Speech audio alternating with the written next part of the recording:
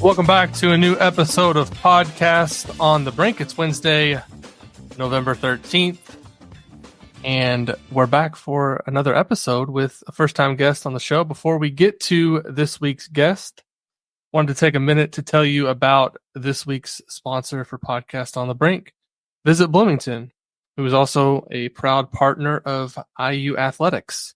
Right now, Visit Bloomington is giving you and one friend the chance to score free Hoosier basketball tickets. Go to visitbloomington.com/contests and enter the IU men's basketball giveaway.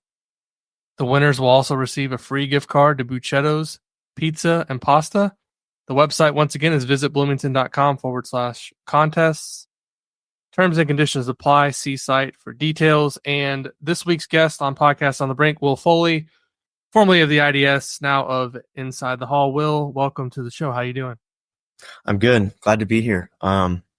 Exciting stuff, exciting time to be at IU right now. A lot going on, and football season matters, which is unusual to cross over into basketball season. So it's been exciting.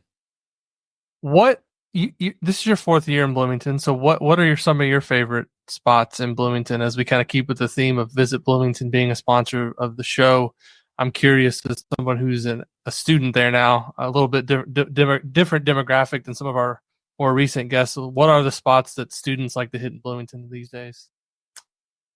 I like to stick to a lot of the staples. My mom was here last weekend for the Michigan game. We went to Mother Bears. She's a big Mother Bears fan. A lot of times, especially when it's warm out, either before the school year starts or springtime, activity-wise, we'll get a big group of friends, rent out like a pontoon at Lake Monroe. That's always a good time. And then I think just walking around, not even campus, but just kind of the Kirkwood, and, especially when there's something exciting going on and there's just the vibes are high and the weather's warm. They're warmer than usual late into November. And so love Bloomington. It's been such a great college town to experience for the past 4 years. Absolutely.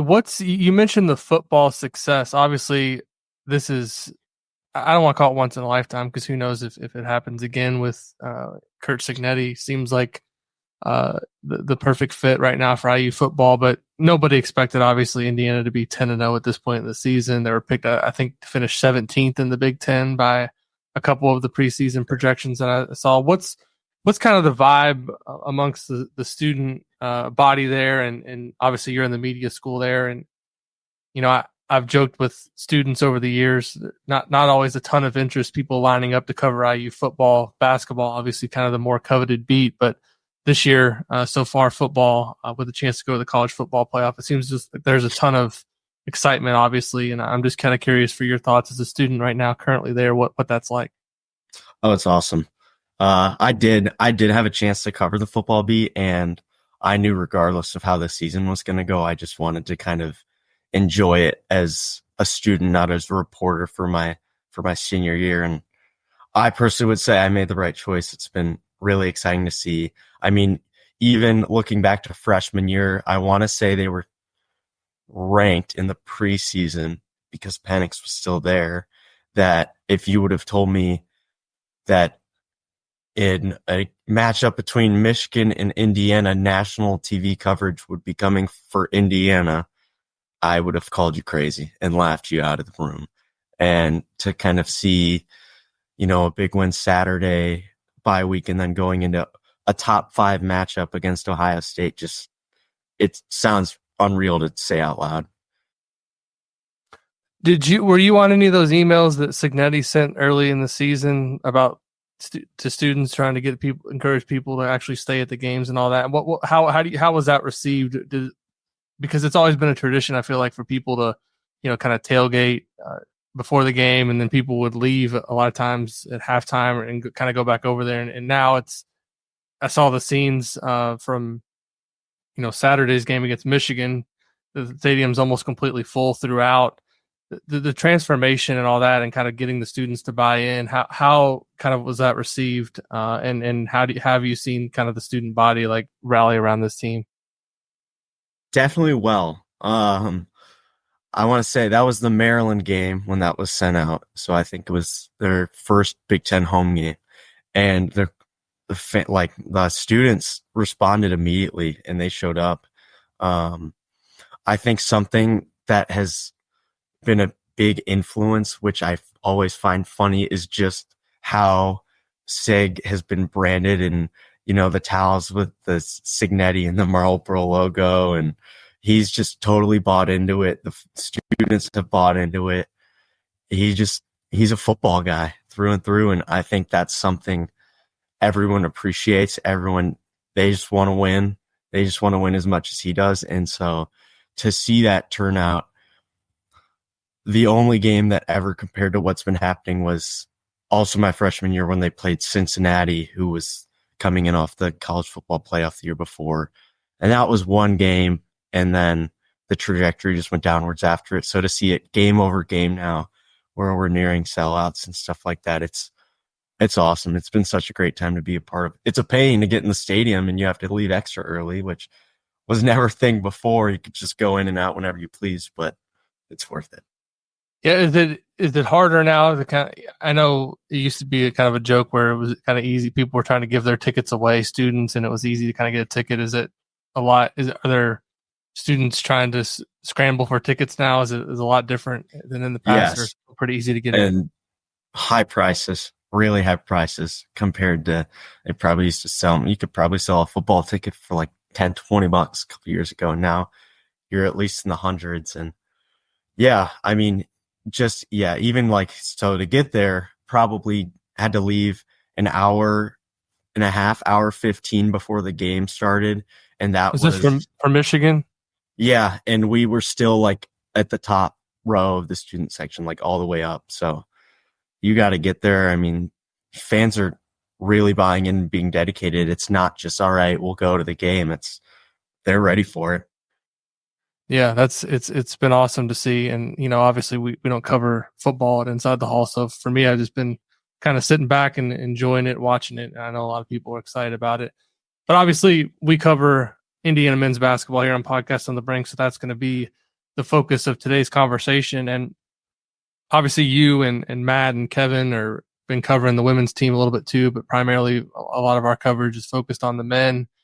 I'm just kind of curious for your big picture thoughts on this team through the first couple games. Obviously, we saw them go down to Tennessee and get that exhibition win. We saw the Marion exhibition, and I think some people were maybe a little disappointed that Indiana didn't win by more that first game against SIU. Edwardsville thought maybe they should have been a little bit more dominant, and then we had the first half against Eastern Illinois. I know you weren't at that game, but I'm sure you saw the halftime score where they were down by 1, and then they end up winning by 35. So things have been a little bit all over the place here early on, but Indiana is 2-0. They've got South Carolina coming up this weekend. But what have just kind of been some of your high level observations of this team through the two exhibitions in the first two games?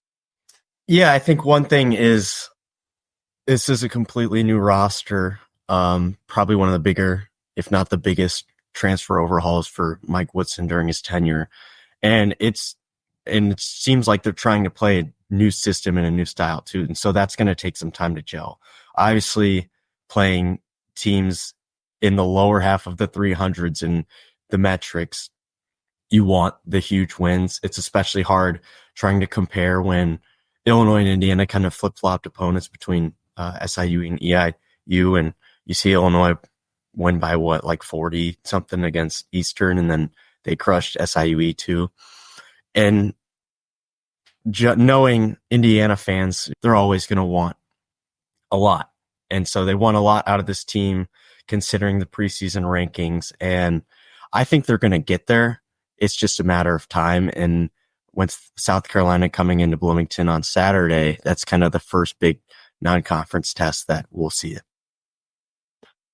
In terms of just the style of play, I looked at some of the numbers today. The 3-point volume is still pretty low from when Indiana's shooting so far through the first couple games, but a lot of that may be opponent dependent. They've had a notable size advantage against both of these two early teams in the paint, and maybe didn't make as much sense to take a bunch of threes, but we have seen them pushing the pace a little bit more. Turnovers have been a bit of a problem early on.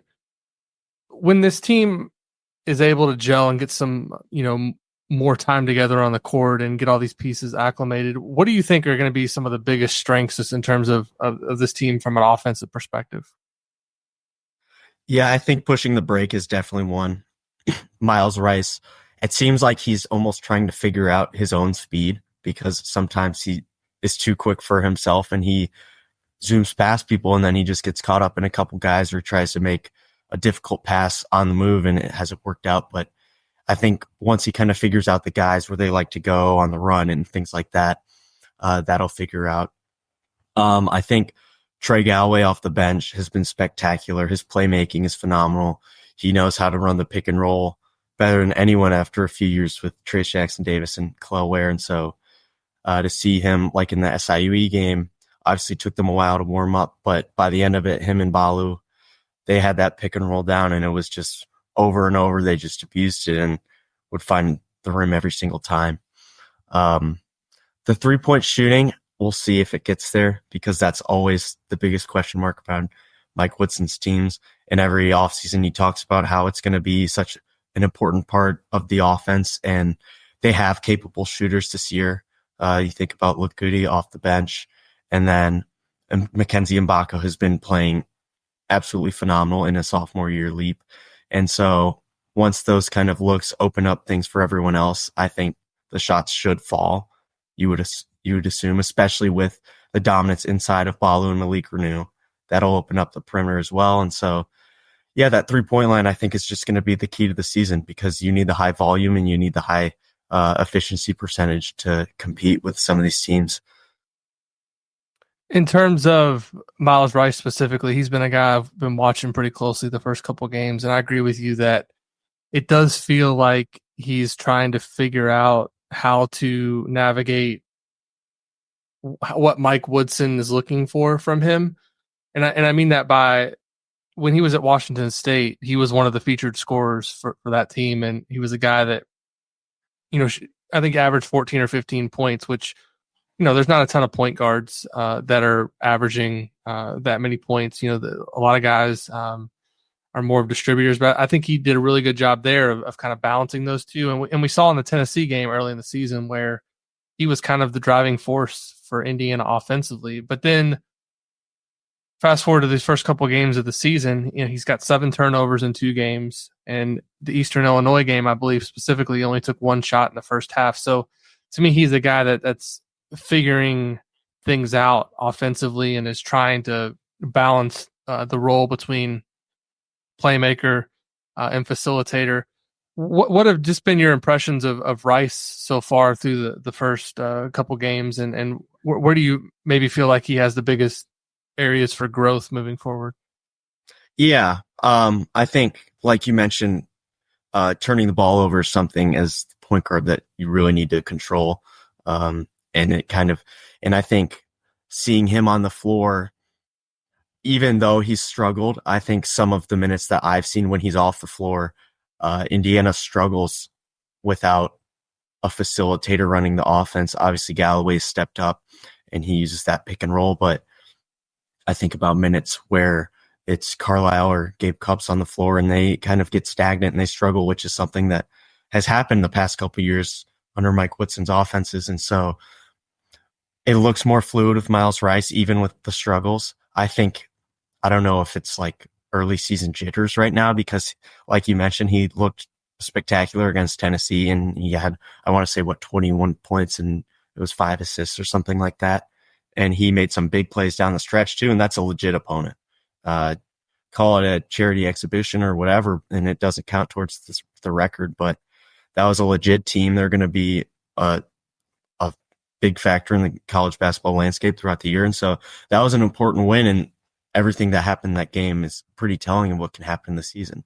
So I think Rice, he'll start to figure out his role once he kind of figures out when he wants to push the pace, when Woodson wants him to push the pace and not, will be a big factor. And then when he can just kind of figure out his shot selection and when to drive and when to dump it off. And I think he'll figure it out pretty soon. Yeah, one thing I hope just for his sake is that he doesn't lose the aggressiveness that he showed last season in terms of being a scorer, because I think in transition it can really be helpful for Indiana if they're running off of missed shots and getting out of the break, because they have much more speed this season with Rice and Carlisle, and even Galloway is a guy that can get out in transition and push the pace. Not so much, with Gabe Cupps, he's not really a guy you kind of want leading the break and trying to create something. He's, more of a half court player. But I think with Rice and Carlisle, you want them to be aggressive and try to pick up easy buckets. And it helps too that the big guys can run the floor. We've seen Ballo run the floor a little bit. We've seen Malik Renew, who appears to be in much better shape than he was the last couple of years. Not to say that he was in bad shape previously, but he just looks more lean and more fit, stronger.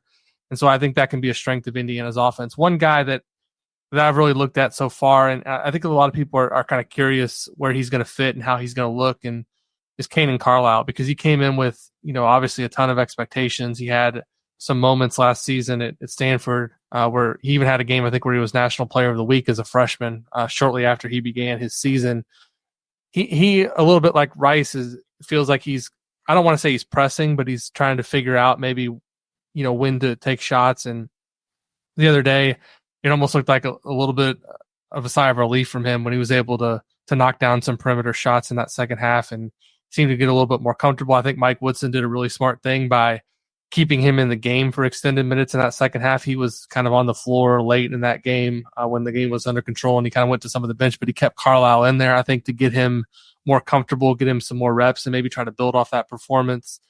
What have you maybe seen out of Carlisle so far? And do you kind of agree that he looks maybe a little bit tentative right now and trying to figure out, as is natural for a guy who's moving to a new situation and a new role, the balance between him and Rice too. Carlisle was a guy at Stanford that was used to having the ball in his hands a lot, and he may not have the ball in his hands as much this season in Indiana. Right. Yeah. I think that's the biggest thing is they were both kind of the guy and they're in their Pac-12 schools. And then they come here and they're both trying to figure out their role and who has the ball and who's doing what. And so, Carlisle's he's more of like a mid-range guy and then attacks the basket, and that's kind of his game. And so it's obviously nice to see those 3-point shots go down late for him against Eastern Illinois. Yeah, you do kind of wonder where that role is going to be, because that's a hard role as a guard. I think Bryson Tucker's kind of the same way, where he's more of a mid-range guy. And so figuring that out, I think, again, a lot of that comes down to spacing. Mgbako is going to be knocking down his shots, he's shown, from the outside. And then if Renew and Rice can both stretch the floor and at least be threats from the perimeter, I think that will especially open up things for Carlisle. And that might be the key right now, is the 3-point line has not been much of a threat for Indiana's opponents defensively. And so that kind of shuts down and clogs the lane, and that kind of shuts down Carlisle's game. And so you need to open that up if you're Indiana to be able to get him opportunities. And I will say, obviously everyone's talking about the offensive side, but his defensive intensity has just been such a big thing for Indiana so far. To see him, I mean, it's like he enjoys it just to lock down the opponent, and he is clapping in their face and getting into it. And so between him and Rice, really the perimeter defense has been something that's been such a big positive, at least from the SIUE game I saw. Yeah, and I think that's something that can really be helpful when the opponents get better at Assembly Hall, because we've kind of, you were at the first game, I was at the second game.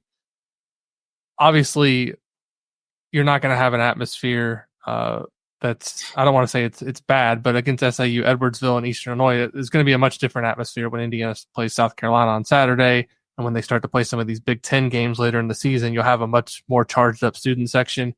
And I think if Rice and Carlisle can really heat up the ball defensively, I think that gets the crowd even more into it. All of a sudden you get some transition buckets, and that's really when Assembly Hall, when it's at its best, Indiana's out to a good start at a home game with a big crowd.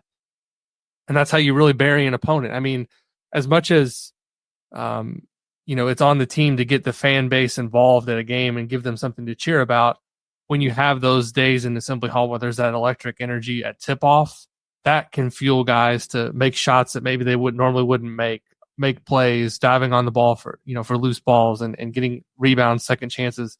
That extra energy, I think, that the crowd gives. And I think Carlisle is a guy that can really kind of bring that energy out, because as you mentioned, it does seem like he actually enjoys the defensive side of the ball. One of my favorite pictures, I think, from the first game that our photographer Jamie Owens took is like Carlyle guarding a guy, and he's like got this huge smile on his face. It's like he's loving the fact that he's able to make this guy uncomfortable, and we didn't see that last year from Indiana's guards all the time. So I always kind of remember back to I think it was a North Carolina game when Hood Schifino and Xavier Johnson were on the team. I remember that game at Assembly Hall where they were just making North Carolina's guards uncomfortable from the opening tip, and Indiana won that game pretty comfortably. And a lot of it was the guard pressure. And I think Rice and Carlisle can be a big part of that this season for Indiana. Mackenzie Mgbako, you mentioned him. He's been red hot to start the season. I think he's averaging a little bit over 24 points. I don't think that's obviously going to continue, but the NBA people have taken a little bit notice. I noticed ESPN had him in the second round of a mock draft, which they didn't have before. So obviously not two great teams to start the season that Indiana's played, but he has looked more comfortable. You covered the team last year for the IDS. You saw some of the early season struggles. How much different do you feel Mgbako is as a player this year at this time as opposed to last year at this time?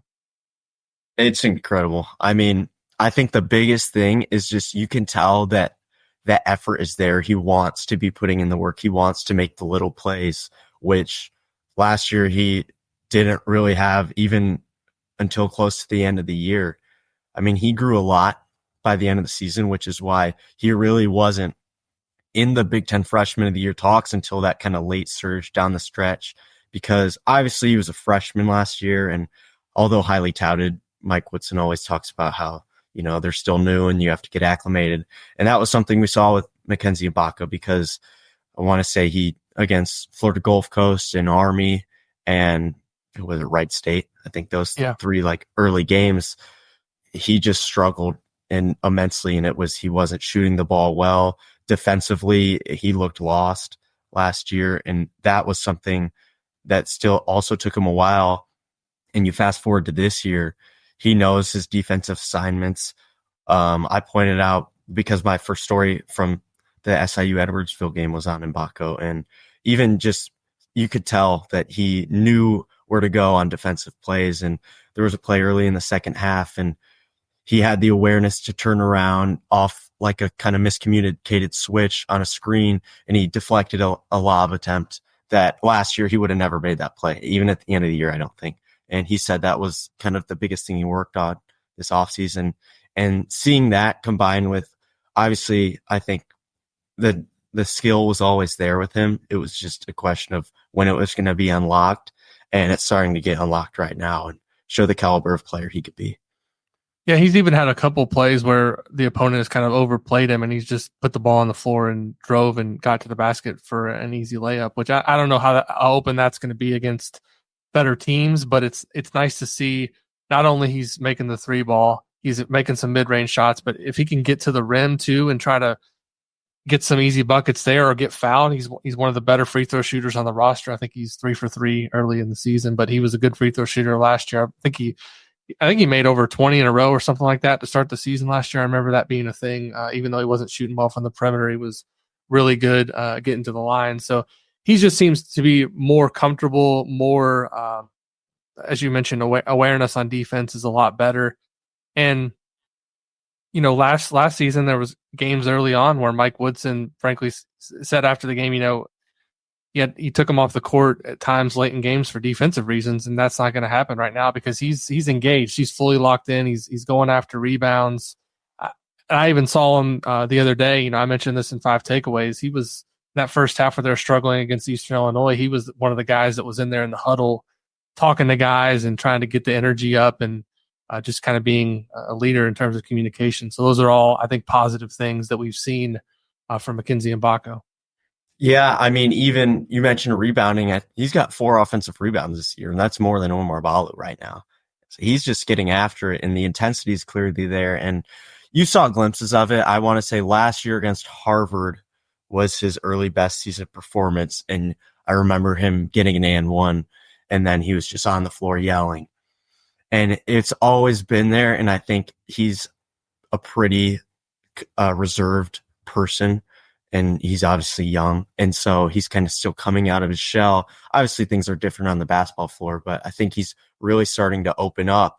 And whether that is actually translating to how he's performing on the floor or not, I don't know, but it looks like it right now. And he looks like he's having a blast. Yeah, for sure. He's a guy I think that has as much talent as anybody in the roster, and I think as long as he keeps engaged and playing at the level he is, I mean, he's got a chance to be an All Big Ten player by the end of the season. Malik Reneau is another guy who has really impressed me, and I've said this a couple times. Just when we talked to him after the Tennessee game, which I talked to him at media day, but I was up close with him as well at Tennessee. He looks just in much better shape than we saw last year. Not to say he was ever in bad shape, but I think it's impacting him in terms of, second jumps on rebounds, his explosiveness around the rim. He's just been a little bit more quick, a little bit more nimble. He can guard a little bit better away from the basket. I think that's going to really pay dividends for him as the season goes along and he has to guard more fours. What have you thought just so far about his chemistry with Ballo? I think that was kind of a thing that people wondered about entering the season. Do you think those two have worked pretty well together on the floor so far? And what maybe are you looking to see as the season moves along? We get into some of these bigger games coming up, South Carolina, obviously the games in the Bahamas, I think will tell us a lot more about how those two fit together. Yeah, I think it was definitely a slow start. I remember against SIUE, it was just, there was a lot of moments where you were unsure who was doing what. One of them's just backing down and then not even just one or the other, but you see there are moments where no one is moving around the ball or anything like that. And I think they're still trying to figure out that dynamic. I think last year we saw Reneau grow a lot as a passer. And I think something that I noticed from at least the first game, I don't know if this changed in the second game or not, was Mike Woodson talked in the offseason about how he wanted to trust and rely on Omar Ballo's even a little bit of ball handling and his passing skills. I think that can improve if you switch the roles and have Reneau be the one, if you maybe just put him high post and looking for people, because I think that's more fit to his skill set than Ballo. And yeah, I think they'll figure it out. And another thing, I think Reneau's floor spacing will be key throughout the year. Not necessarily that you need him to knock down 2 threes per game, but if he can just be a threat and keep opponents, defenders, on their heels, and all right, he's capable of knocking down a 3-point shot, opens up the lane, that's going to be huge, because otherwise it'll just kind of be a repeat of when Indiana offenses have struggled in recent years, and it's just 2 big guys clogging up the lane. For sure. The last thing I wanted to talk with you about on this week's episode, 2 weeks from today, actually, you'll have a chance to be down in the Bahamas for Battle for Atlantis. What do you most looking forward to about just that opportunity to get down there and watch Indiana play? 3 games in 3 days, obviously going to be in a place they call Paradise Island. I've never been there. I'm not sure if you have either, but seems like it's going to be an awesome spot to be there for Thanksgiving week. But in terms of the actual hoops, what are you most interested to learn about this Indiana team? Obviously, a couple games before then, they got South Carolina coming up this weekend and then UNC Greensboro. But that's when things really kind of ramp up for this team. And I think a lot's been made of this event and how important it's going to be for Indiana's non-conference schedule. That first game against Louisville will really determine their path through that tournament, whether they get a chance to play a team like Gonzaga, whether they get a chance to play maybe in Arizona, who else they'll play in the event. I'm just kind of curious, what you're looking forward to most about going down to the Battle for Atlantis and getting a chance to watch basketball for 3 days. Yeah, nothing like spending Thanksgiving weekend in a ballroom, because I'm pretty sure that's where they play it. But no, I'm super excited for the opportunity. Obviously, yes, it's going to be nice weather and all, but spend most of my time indoors watching basketball, which I won't complain about.